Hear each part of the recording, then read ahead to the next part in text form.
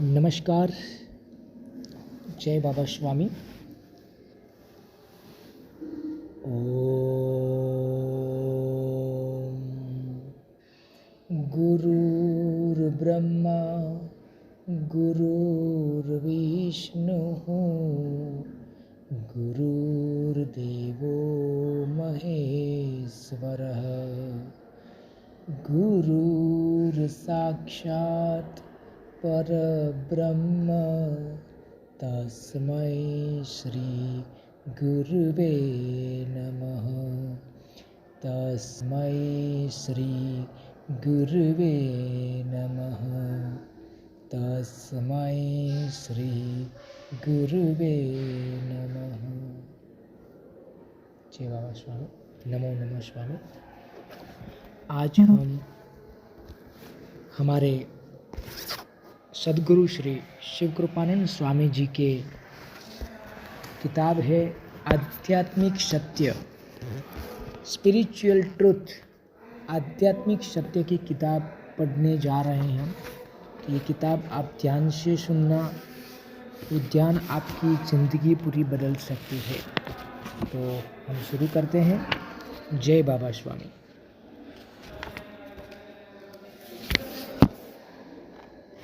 स्वामी जी की पुस्तक आध्यात्मिक सत्य उनके विशेष संदेशों का संग्रह है। दिनांक 20 फरवरी 2007 से 5 अप्रैल 2007 तक किए गए गहन ध्यान अनुष्ठान के दौरान स्वामी जी के मौन रहे, क्योंकि वे ध्यान की एक उच्च अवस्था में रहे। इस समयावधि में उन्होंने जो महसूस किया, जो जाना, इसे शब्दों का रूप देकर हम साधकों के लिए लिखा। ये कोई सामान्य संदेश नहीं, अपितु दिव्य संदेश है। जिस प्रकार स्वामी जी ने प्रवचन सुनकर हमारा अंतःकरण शुद्ध हो जाता है, उसी प्रकार की अनुभूति ये संदेश पढ़कर भी होती है। अतः इस पुस्तक के सभी पाठक साधकों से सप्रेम आग्रह है कि इसका पठन भी योग्य भावना के साथ करें तथा इस पुस्तक को पवित्र ग्रंथ की तरह संभाल कर रखें। जय बाबा स्वामी।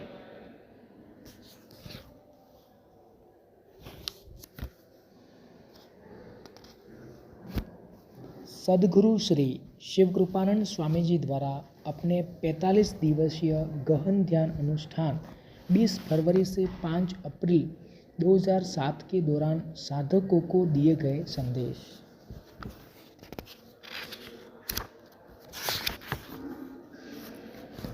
आध्यात्मिक सत्य की अनुक्रमणिका है।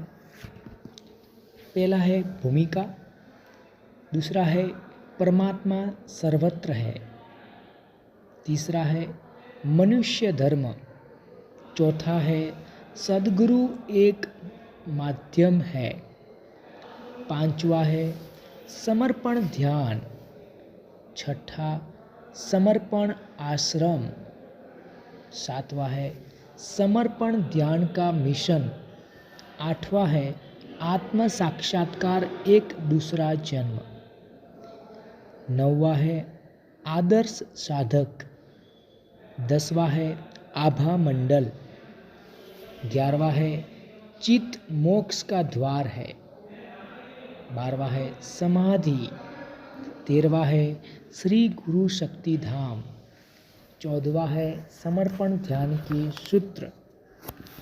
तो हम भूमिका से शुरुआत करते हैं।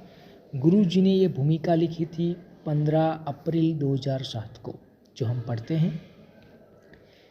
बिन मांगे मोती मिले और मांगे मिले न भीख, इसी कहावत का गहन ध्यान के साधना के दौरान अनुभव हुआ।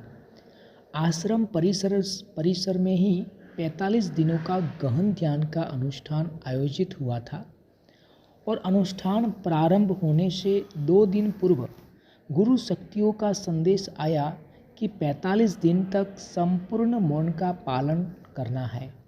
मौन के साथ अनुष्ठान प्रारंभ हुआ और अनुष्ठान जैसे आगे बढ़ा तो ऊर्जा शक्ति के रूप में संग्रह होना शुरू हुई और गुरु शक्तियों का आदेश आया, एक पुस्तक लिख मैंने मन में सोचा, कैसे लिखूं? क्यों आज तक कभी कोई पुस्तक नहीं लिखी, पुस्तक पढ़ी ही नहीं, तो लिखूं कैसे? फिर भी आदेश लगातार आ रहा था और दूसरे दिन सुबह 4 बजे इतने ज़ोर से ऊर्जा उतरने लगी, मैंने यज्ञवत अनुकॉपी ली और एक पेन लिया और लिखना प्रारंभ किया। लगातार 2 घंटे लिखता ही रहा। सुबह की दिनचर्या के कोई भी आवश्यक कार्य तक न कर सका। जब तक लिखा न गया तब तक इस ऊर्जा को मार्ग नहीं मिला। मानो ऐसा लगा कोई मुझसे जबरदस्ती लिखवा रहा है। वह ऊर्जा उतरने की गति इतनी जोर से थी, जबकि हाथ से लिखने की गति धीमी थी, क्योंकि इतना लिखने की हाथ को आदत ही नहीं थी, क्योंकि कभी इतना लिखा नहीं था, इसलिए अक्षर भी ठीक से लिखे नहीं जा रहे थे। हाथ दुख रहे थे। एक हाथ से दूसरे हाथ को पकड़कर लिख रहा था। मन में आ रहा था, लिखना आता नहीं, आज तक कभी लिखा नहीं, तो यह लिखा हुआ पढ़ेगा कौन? और यह कौन लिखा रहा है? और यह किसके लिए लिखवा रहा है? मैंने बाद में ज़्यादा सोचना छोड़ दिया और लिखता गया और मन में सोचा, लिखाने वाला लिखा रहा है, पढ़ने वाला पढ़ेगा, मैं क्या बीच में रहूं? वह लिखाने वाली गुरु शक्तियाँ जाने और पढ़ने वाली वह सत्य खोजी आत्मा जाने। ऐसा मानकर लिखता गया, और जो लिखा वह पढ़ा भी नहीं है। क्या लिखा है? यह लिखा हुआ अगर आपको जानना है, आपकी आत्मा यह पढ़कर आनंदित होती है, तो समझो यह आप ही के लिए लिखा गया है।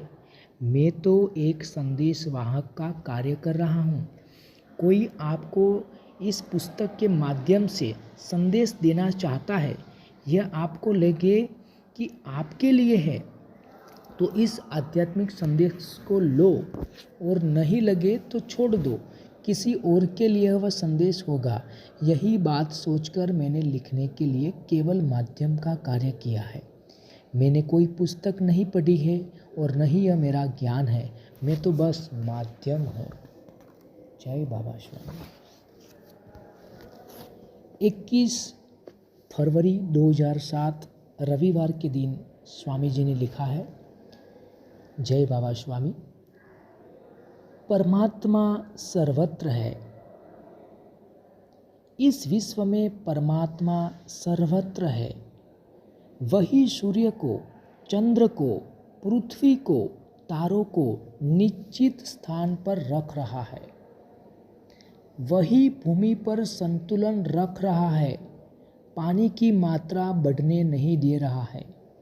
मनुष्य अति विचार करके वैचारिक प्रदूषण कर रहा है, जिससे गर्मी बढ़ रही है और उसी से ग्लोबल वार्मिंग का खतरा उत्पन्न हो रहा है।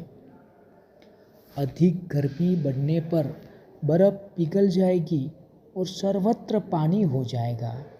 पृथ्वी की जमीन डूब जाएगी। प्रकृति का संतुलन बिगड़ जाएगा। अति विचार से वह बिगड़ रहा है।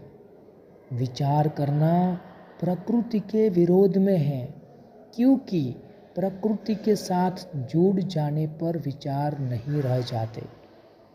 समर्पण ध्यान प्रकृति से समरस होना सिखाता है। समर्पण ध्यान करने से हमारा अस्तित्व प्रकृति से अलग नहीं रह जाता है।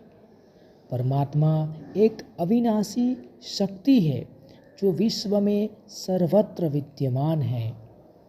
परमात्मा ही सारे ब्रह्मांड का संचालन व नियंत्रण कर रहा है। परमात्मा को किसी धर्म के दायरे में बांधा ही नहीं जा सकता। परमात्मा कल भी था, आज भी है और कल भी रहेगा। परमात्मा सजीव व निर्जीव दोनों में समान रूप से विद्यमान रहता है। कई निर्जीव स्थान भी परमात्मा की अनुभूति कराते हैं। हम सजीव हैं, इसलिए सजीव से हम आसानी से ग्रहण कर सकते हैं। एक बार आपके भीतर का परमात्मा जागृत हो जाए, आपको बाहर के भी परमात्मा के दर्शन सर्वत्र होने लग जाते हैं। परमात्मा सर्वत्र है। इस ब्रह्मांड में परमात्मा के अलावा और कुछ ही नहीं है। परमात्मा की न कोई शुरुआत है कि न अंत है। समर्पण ध्यान परमात्मामय होना सिखाता है। आप जैसे जैसे ध्यान में गहरे उतरते जाते हैं, वैसे वैसे आपका मैं का अहंकार परमात्मा में विलीन होने लग जाता है और ध्यान की उच्च अवस्था में आप ही परमात्मामय हो जाते हो। आप ही परमात्मा हो जाते हो। यह मैं ही परमात्मा की अनुभूति में बाधा है। यही मैं हमें परमात्मा से अलग रखता है। मैं का अहंकार हमें परमात्मा से अलग करता है। मैं हमें छोटा करता है। मैं हमें कमज़ोर करता है। मैं विनाश की प्रक्रिया है जो अलग होने पर ही संभव है। मैं अधिक होने पर मेरा का जन्म होता है। यह मेरा है, यह मेरा है। मैं और मेरा हो जाने के बाद मुझे की शुरुआत होती है। मुझे यह पसंद है, मुझे यह बिल्कुल पसंद नहीं है। ये सब ना समझे की बातें हैं। आप अपने आप को मैं, मेरा, मुझे में परमात्मा से अलग कर रहे हैं। आप अगर अलग हो जाओगे तो परमात्मा को कैसे पाओगे? आपको परमात्मामय होने का है। आप पानी की बूंद नहीं हो, आप अथाह सागर हो। इस बात को सदैव ध्यान में रखो। अलग अस्तित्व के कारण ही सागर बूंद कहलाता है, अन्यथा वह सागर ही सदैव होता है। खतरा बूंद होता है, मिटने का डर बूंद होता है, सागर को नहीं। यह मैं का अहंकार हमें बूंद बनाता है, इसीलिए हमें इस मैं को ही समाप्त करना है। इस मैं की विनाशक प्रवृत्ति को नष्ट करना है। यह हमें छोटा करती है। मैं बड़ा सूक्ष्म भाव है। स्वयं को तो यह कभी पता ही नहीं चलता। मैं का अहंकार रूपी राक्षस सभी में होता है। एक मनुष्य का अहंकार, एक मनुष्य उतना ही होगा, समान होगा, तो एक मनुष्य अपने अहंकार को दूर कर ही नहीं सकता है। अच्छी शक्तियाँ और बुरी शक्तियाँ समान ही हो तो कभी भी बुरी शक्तियाँ समाप्त नहीं होगी। बुरी शक्तियाँ तभी समाप्त हो सकती है जब अच्छी शक्तियों को बाहर से अच्छी शक्तियों की सामूहिकता प्राप्त हो। यानी मैं के अहंकार पर अकेला न मैं विजय प्राप्त कर सका, न कभी आप विजय प्राप्त कर सकेंगे। यह मैं का अहंकार रूपी राक्षस सामूहिकता में ही समाप्त हो सकता है। हमारे जीवन का उद्देश्य ही इस मैं के अहंकार को समाप्त करना है। जय बाबा स्वामी। परमात्मा एक मुकाम है और धर्म उस तक पहुँचने की सीढ़ियाँ हैं। परमात्मा वह स्थान है जहाँ पहुँचकर सारी खोज समाप्त हो जाती है, खोजना बंद हो जाता है। परमात्मा जीवन की अंतिम खोज है, जिसके बाद सब कुछ प्राप्त हो गया यह भाव आ जाता है। सर्वत्र परमात्मा एक है, वह सब में है, वह कभी अलग अलग नहीं हो सकता है।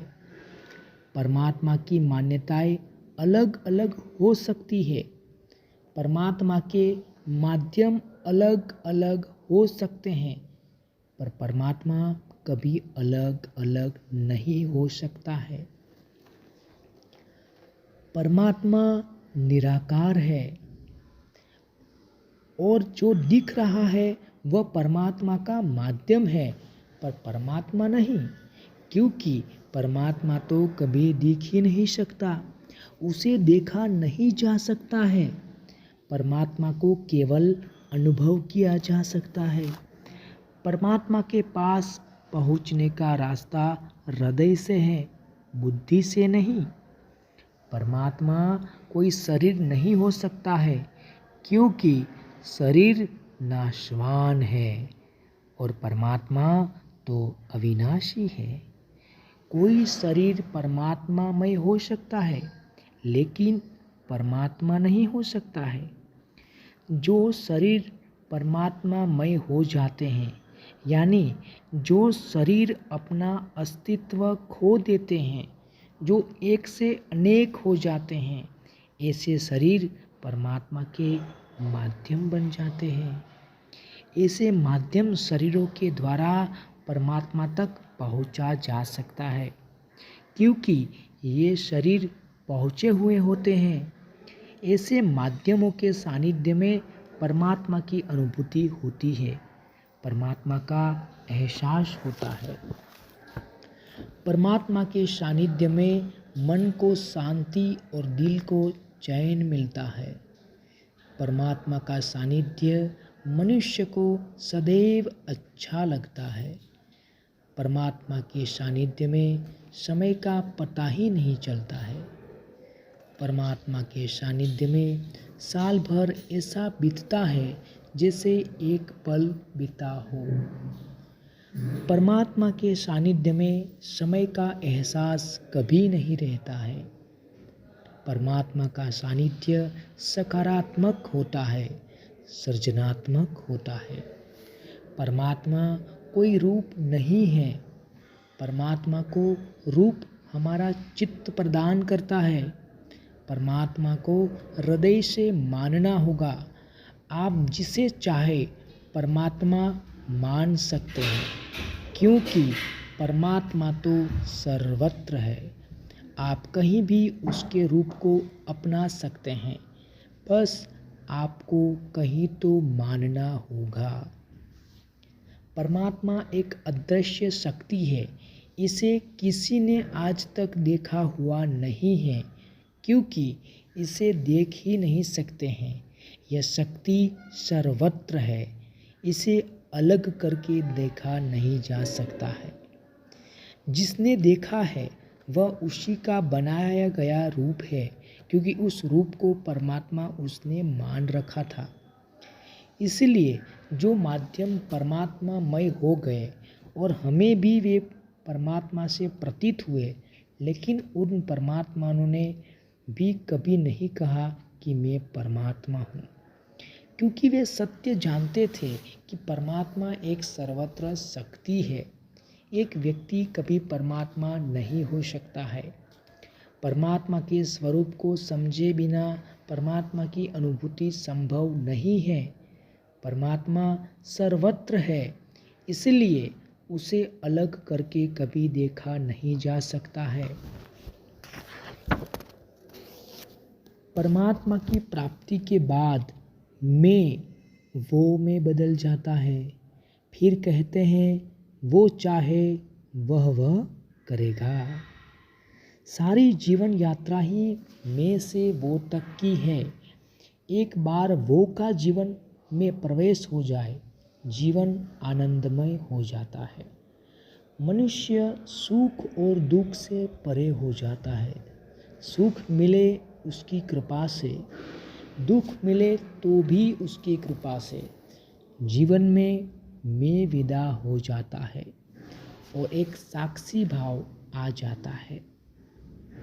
जब मनुष्य के प्रयत्न असफल हो जाते हैं और मैं का अहंकार टूट जाता है, तब उसे उस परम पिता परमेश्वर की याद आती है और फिर मनुष्य उस परमेश्वर के किसी न किसी माध्यम के सामने नतमस्तक होता है। यानी छप्पर लगे फटके और प्रसाद लगे बटके वाली स्थिति हो जाती है। यानी परमेश्वर को केवल संकट के समय ही याद किया जाता है।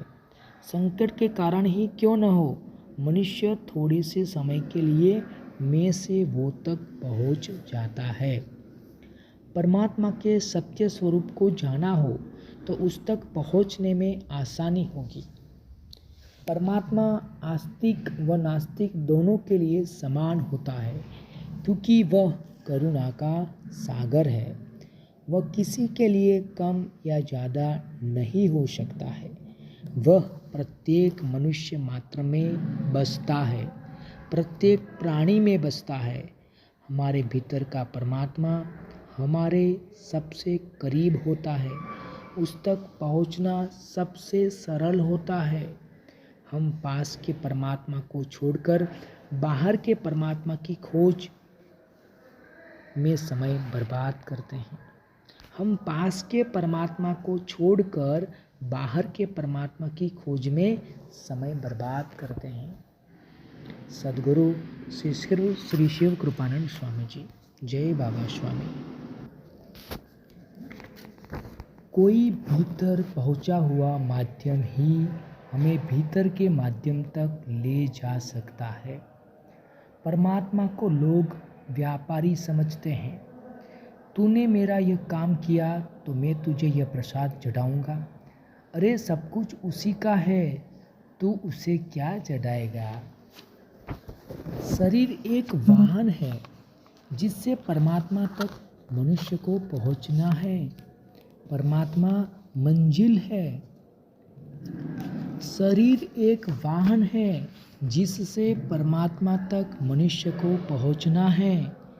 परमात्मा मंजिल है। जो शरीर को ही सर्वस्व मान लेते हैं वे परमात्मा को बीमारियां ठीक करने की प्रार्थना करते हैं। जो भौतिक जगत को ही सर्वस्व मानते हैं वे भौतिक जगत की वस्तुएं परमात्मा से मांगते रहते हैं। भौतिक वस्तुएं मांगकर हम अपने आप को भौतिकता में लिप्त कर रहे हैं। यह मांग कभी समाप्त ही नहीं होगी। परमात्मा से सदैव उसका सानिध्य मांगना चाहिए, सदैव उसकी कृपा मांगनी चाहिए, सदैव करुणा मांगनी चाहिए। परमात्मा सदैव समय के अनुसार बदलते रहता है। आज का परमात्मा का माध्यम आज के अनुसार होगा। अगर आप वर्तमान में रहते हो तो ही आपको वर्तमान समय का परमात्मा का माध्यम मिलेगा और उस माध्यम को तुम जान पाओगे। परमात्मा किसी न किसी रूप में विश्व में प्रकट होते ही रहता है, बस हमें उसे पहचानते आना चाहिए। वर्तमान समय का परमात्मा का माध्यम ही वह माध्यम है जो हमारे भीतर के परमात्मा को जागरूक कर देगा और फिर हम पाएंगे परमात्मा तो मेरे भीतर ही है। जब हमारे भीतर का परमात्मा जागरूक होगा तो उसके प्रकाश में विश्व का सारा ज्ञान आ जाएगा। जब हमारे भीतर का परमात्मा जागरूक होगा तो उसके प्रकाश में विश्व का सारा ज्ञान आ जाएगा। फिर परमात्मा की वह अनुभूति होगी जो आज तक कभी नहीं हुई थी। परमात्मा की अनुभूति हो जाने के बाद सारी खोज समाप्त हो जाएगी और चित्त भीतर की ओर जाना शुरू होगा, भीतर और भीतर और भीतर। इसके लिए आवश्यक है एक भीतर पहुंचा हुआ ऐसा माध्यम जो हमारी भीतर की यात्रा शुरू करा सके, जो स्वयं भीतर की यात्रा कर चुका हो। परमात्मा मानना आत्मा की उच्च स्थिति है। यह हृदय का शुद्ध पवित्र भाव है जो हमें पवित्र करता है। यह मानना हृदय से हो सकता है, यह माना हुआ माध्यम हमारे जितना करीब होगा उतने ही हम परमात्मा के करीब होंगे। यह मानना हृदय से हो सकता है। यह माना हुआ माध्यम हमारे जितना करीब होगा उतने ही हम परमात्मा के करीब होंगे। मैंने जीवन में मेरे सद्गुरु को ही परमात्मा माना, इसलिए मैं इस छोटे से जीवन में ही परमात्मा के इतने करीब पहुंच सका कि परमात्मा की खोज ही समाप्त हो गई और आत्म समाधान प्राप्त हो गया कि मैंने परमात्मा को पा लिया है। प्रकृति का अपना एक चक्र चलता है और इसी के अधीन एक नया पत्ता फूटता है, बड़ा होता है, विकसित होता है, पीला होता है, पकता है, फिर गिरता है, गिरकर खाद बन जाता है। फिर उसी खाद से उस पेड़ को ऊर्जा मिलती है और फिर एक नया पत्ता उस झाड़ पर उगता है। इसी प्रकार का मनुष्य का जीवन है। एक छोटे बच्चे के रूप में पैदा होता है, एक बालक बनता है, बालक से युवक बनता है, युवक संपूर्ण मनुष्य बनता है और बाद में वृद्ध होता है और फिर मर जाता है और फिर नया जन्म लेता है। और किसी देश में और किसी धर्म में, किसी जाति में और किसी भाषा में, यानी प्रत्येक जन्म के समय आसपास का सब माहौल बदलते रहता है। इस माहौल में शाश्वत कुछ भी नहीं है, लेकिन वह इस माहौल में ही पकड़ कर रहता है, जबकि यह सब माहौल शाश्वत नहीं है। मनुष्य योनि परमात्मा ने दी हुई सर्वश्रेष्ठ योनि है, क्योंकि यही वह योनि है जिस योनि में प्रकृति से समरस होकर मोक्ष प्राप्ति संभव है। इस प्रकृति के चक्र को चलाने वाली शक्ति परमात्मा है और परमात्मा सर्वत्र विद्यमान है। यह परमात्मा का रहस्य मनुष्य समझ नहीं पाता है। परमात्मा का एहसास मनुष्य को सामूहिकता में ही होता है, क्योंकि सामूहिकता में परमात्मा की शक्ति के स्पंदन बढ़ जाते हैं। मनुष्य की अनुभूति की संवेदनाएं कम होती है, क्योंकि प्रायः वह किसी न किसी विचार पर, किसी न किसी विषय पर विचार करते रहता है और यह मनुष्य के द्वारा किया गया विचार मनुष्य को प्रकृति से अलग कर देता है। इसीलिए प्रकृति में छुपे हुए परमात्मा के स्पंदन को वह महसूस नहीं कर पाता है।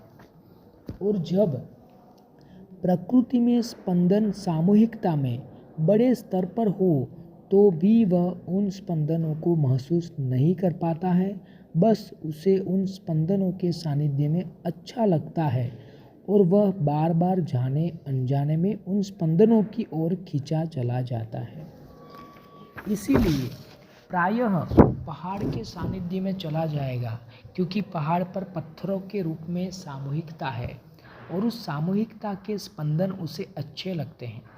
कभी वह समुद्र किनारे पर चला जाएगा, क्योंकि समुद्र में भी लाखों पानी के कण सामूहिकता में हैं और उन पानी के कणों के स्पंदन मनुष्य को आकर्षित करते हैं।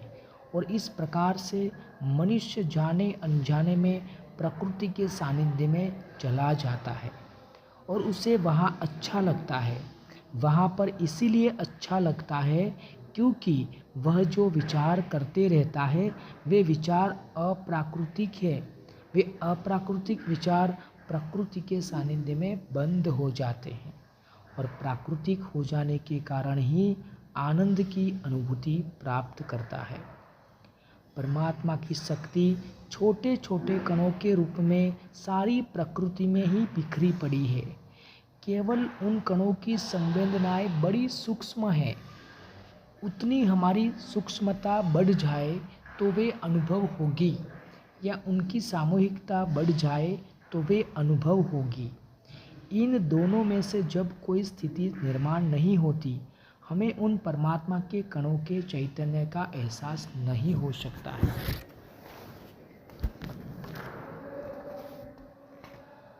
हम परमात्मा तक पहुँचने के दो रास्तों तक पहुँचते हैं।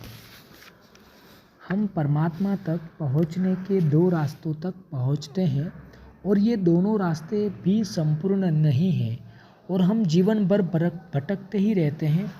ये रास्ते नदी के दो किनारे हैं जो केवल समुद्र में जाकर ही मिल पाते हैं, अन्यथा अलग अलग ही होते हैं। यानी यात्रा बड़ी है, सफ़र लंबा है और आज के वर्तमान समय, वर्तमान परिवेश में यह समाज में रहते हुए असंभव है और जो आज पहुँचे हैं वे समाज में नहीं हैं। हम सामान्य मनुष्य की बात करना चाहते हैं। मनुष्य एक सामाजिक प्राणी है और ये समाज में रहता है और समाज में रहते हुए ये दोनों मार्ग असंभव है। पहला मार्ग है भक्ति मार्ग, यानी आप आपके बाहर परमात्मा का कोई माध्यम चुन लो, तलाश कर लो और उसी माध्यम को परमात्मा मानो और उसको परमात्मा समझकर भक्ति करो और अपना सर्वस्व उसे अर्पण कर दो और खुद कुछ भी न करो और सदैव परमात्मा आपके बाहर है ऐसा समझो, तो आपके भीतर का परमात्मा जाना ही नहीं जाएगा, पहचाना ही नहीं जाएगा। और जिसने भीतर के परमात्मा को नहीं जाना वह बाहर के परमात्मा तक कैसे पहुँचेगा। और परमात्मा तक पहुँचने के अनेक माध्यम हो तो आपका हृदय और बट गया और फिर तो मार्ग और कठिन हो गया। अपने भीतर के परमात्मा को न जानते हुए बाहर के परमात्मा को खोजना ही भक्ति मार्ग है और यह मार्ग आज के परिवेश में संपूर्ण नहीं लगता है, क्योंकि ऐसे भक्ति मार्ग में अपने आप को डुबाकर रखने वाले लोग सर्वसामान्य लोग नहीं हो सकते हैं। हम समाज में रहने वाले एक सामान्य मनुष्य के बारे में विचार कर रहे हैं। इस प्रकार से भक्ति मार्ग में संपूर्ण समर्पित हो सके ऐसे लोग समाज में असामान्य लोग कहलाएंगे। ऐसे असामान्य लोग कुछ नगण्य हो सकते हैं पर समाज नहीं हो सकता है। हमें एक आध्यात्मिक समाज बनाने का है तो यह भक्ति मार्ग उसके लिए पर्याप्त नहीं है। दूसरा, समाज में एक दूसरा मार्ग है ईश्वर प्राप्ति का, यह है ध्यान मार्ग। यह मार्ग इस तथ्य पर आधारित है प्रत्येक मनुष्य में परमात्मा का वास है। परमात्मा बाहर नहीं है, भीतर ही है। ध्यान करके अपने भीतर ही परमात्मा है, भीतर जाकर उसके खोज करो और अपने भीतर के परमात्मा पर ध्यान केंद्रित करो और अपने भीतर के परमात्मा की शक्तियों को जगाओ। उस पद्धति पर भी कुछ लोग चलते हैं और वे ध्यान करके अपने भीतर के परमात्मा को पा लेते हैं, पर अपने भीतर के परमात्मा के अलावा जहाँ परमात्मा है उस परमात्मा की शक्तियों से वंचित हो जाते हैं। यानी समाज का यह मार्ग भी परमात्मा के सर्वस्व के दर्शन नहीं करता है और यह मार्ग भी अधूरा है। इस मार्ग की एक और कठिनाई है, भीतर के परमात्मा तक पहुंचा हुआ सद्गुरु जब तक आपके जीवन में नहीं आएगा तब तक आपका चित्त कभी भी भीतर की ओर परमात्मा के लिए नहीं मुड़ेगा। और ऐसे सद्गुरु समाज में नहीं हैं, वे जंगल में रहते हैं। वे समाज में आएंगे नहीं, सारा समाज जंगल में जाएगा नहीं, तो यह ध्यान मार्ग कैसे संभव है। इसीलिए यह ध्यान मार्ग भी एकांकी है और जन सामान्य के लिए नहीं है। सामान्य मनुष्य इतने भीतर समाज में रहते हुए नहीं जा सकते। क्यों? अगर भीतर गया तो इतना संवेदनशील हो जाएगा कि अति संवेदनशीलता के कारण ही समाज में दूसरे लोगों के दोष ग्रहण करके और बीमारियां ग्रहण करने से उसकी मृत्यु हो जाएगी। या तो वह मर जाएगा या जंगल में निर्जन स्थान पर भाग जाएगा, यानी समाज में नहीं रहेगा। समाज में रहने वाले सामान्य मनुष्य के लिए भक्ति मार्ग भी योग्य नहीं है, ध्यान मार्ग भी योग्य नहीं है। तो सामान्य मनुष्य क्या करे, यह प्रश्न खड़ा होता है। आज के वर्तमान समय में समाज में रहकर परमात्मा की प्राप्ति का कौन सा संपूर्ण मार्ग है जो मनुष्य समाज में रहकर अपना सकता है? सबसे पहले मनुष्य को परमात्मा को पाने की इच्छा होनी चाहिए और परमात्मा जो उसके भीतर है वह उसके सबसे ज़्यादा करीब है। उसे यह आसानी से अनुभव कर सकता है। इसलिए सर्वप्रथम उस भीतर के परमात्मा को पाना चाहिए, लेकिन उसे पाने के लिए जंगल में जाने की आवश्यकता नहीं है। आप किसी भीतर तक पहुँचे हुए समाधिष्ठ सद्गुरु का सानिध्य प्राप्त करो और उसे अनुभूति के लिए सच्चे दिल से प्रार्थना करो तो किसी जीवन सद्गुरु तक पहुंचाने का मार्ग वे खुद ही निकाल देंगे और आपके जीवन में किसी जीवन सद्गुरु का आगमन होगा और उनकी कृपा और करुणा से आपकी भीतर की यात्रा प्रारंभ हो सकती है और आप आपके भीतर के परमात्मा की अनुभूति कर सकते हैं। यानी भीतर की यात्रा प्रारंभ करने के लिए आवश्यक है किसी भीतर तक पहुँचे हुए और भीतर के परमात्मा को प्राप्त किए हुए जीवन सद्गुरु की जीवंत करुणा शक्ति। तभी यह संभव है। आप भीतर की यात्रा प्रारंभ करते हैं पर साथ साथ उस सद्गुरु की करुणा भी आपके साथ होती है।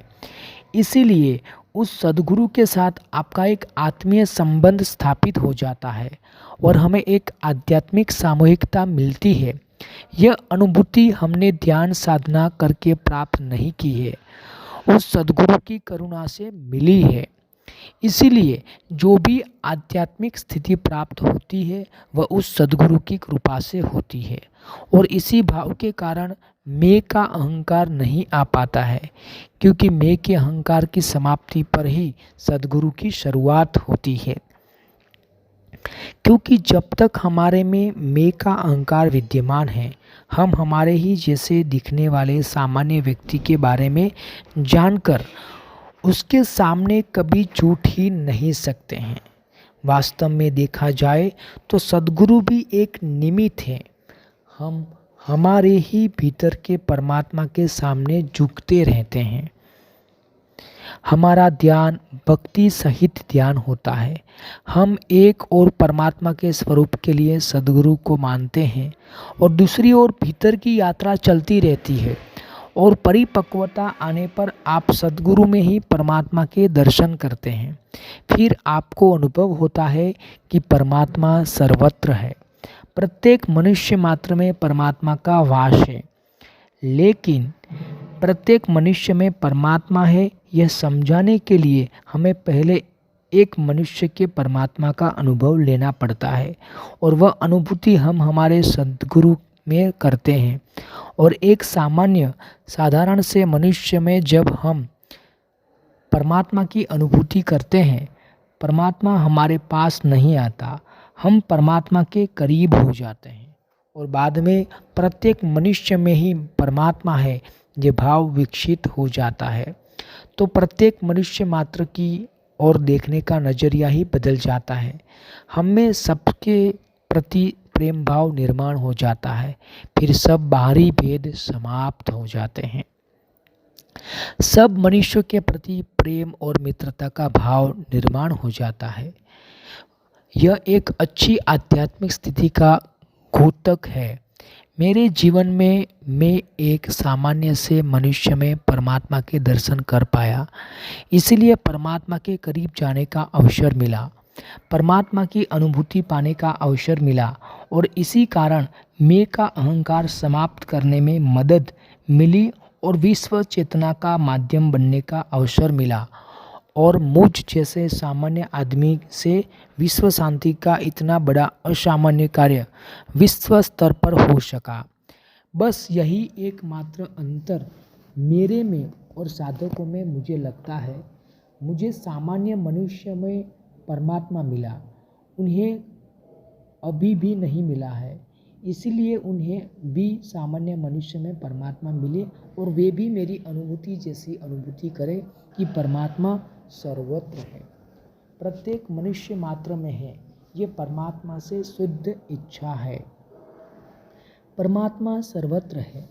हमारे में भी परमात्मा विद्यमान है, लेकिन हमारे में परमात्मा के अलावा और बहुत सी भूतकाल की बुरी स्मृतियाँ का कचरा है, आसक्ति के विचार हैं। ये सब अप्राकृतिक है और परमात्मा प्राकृतिक है। इसलिए ये सब विचार हमारे चलते रहेंगे। तब तक हम प्राकृतिक स्थिति में नहीं रह पाएंगे, और जब तक हम प्राकृतिक सरल नहीं हो जाते, हमारे भीतर का परमात्मा कभी प्रकट नहीं हो सकता है। अप्राकृतिक विचार सदैव प्राकृतिक स्थानों पर जाकर समाप्त हो जाते हैं। इसलिए साधना करने वाले ऋषि मुनि प्रकृति के सानिध्य में जाकर साधना करते रहते हैं। आध्यात्मिक क्षेत्र में सद्गुरु को भारतीय संस्कृति में इसलिए महत्व दिया गया है, जब कभी भी आप किसी गुरु को मानते हैं यानी झुकते हैं, यानी अपने मैं के अहंकार को कम करते हैं, वह मैं का अहंकार शरीर और आत्मा के बीच की रुकावट है, और यही मैं सकारात्मक व नकारात्मक भाव के बीच की खाई है। आत्मा के कारण शरीर है, शरीर के कारण आत्मा नहीं। आत्मा के कारण शरीर है, शरीर के कारण आत्मा नहीं। आत्मा चले जाने के बाद शरीर को कोई नहीं पूछता है। मैं का अहंकार इस शरीर का मेल है जो चित्त को दूषित करता है। सद्गुरु रूपी आग के पास आ जाने से अहंकार रूपी मैं का कपूर जल जाता है। यानी किसी सद्गुरु का शिष्य बन जाना एक मैं के अहंकार को विसर्जित करने की बहुत बड़ी घटना है। इसलिए सद्गुरु का प्रयास प्रत्येक शिष्य को गुरु शक्तियों के सामने झुकाना है, क्योंकि वह जानता है गुरु शक्तियाँ अविनाशी है, मेरा शरीर तो नाशवान है। साधक ने गुरु शक्तियों के सामने झुकना चाहिए। एक साधक गुरु सत्ता के सामने नतमस्तक हुआ या नहीं, सद्गुरु को कोई विशेष फर्क नहीं पड़ता है, पर फर्क पड़ता है तो साधक को, क्योंकि झुकने का अवसर, खाली होने का अवसर साधक के जीवन में फिर से आएगा भी या नहीं। इस बात को सद्गुरु जानता है पर साधक नहीं। हमारी संस्कृति में हम जिन्हें भगवान मानते हैं वे भी अपने गुरु को मानते थे, यानी पर साधक ने, हमारी संस्कृति में हम जिन्हें भगवान मानते हैं वे भी अपने गुरु को मानते थे, यानी सद्गुरु की संस्कृति भारत में बहुत पुरानी है। इसलिए कहा है गुरु साक्षात परब्रह्म, यानी गुरु ही प्रत्यक्ष परमात्मा का रूप होता है।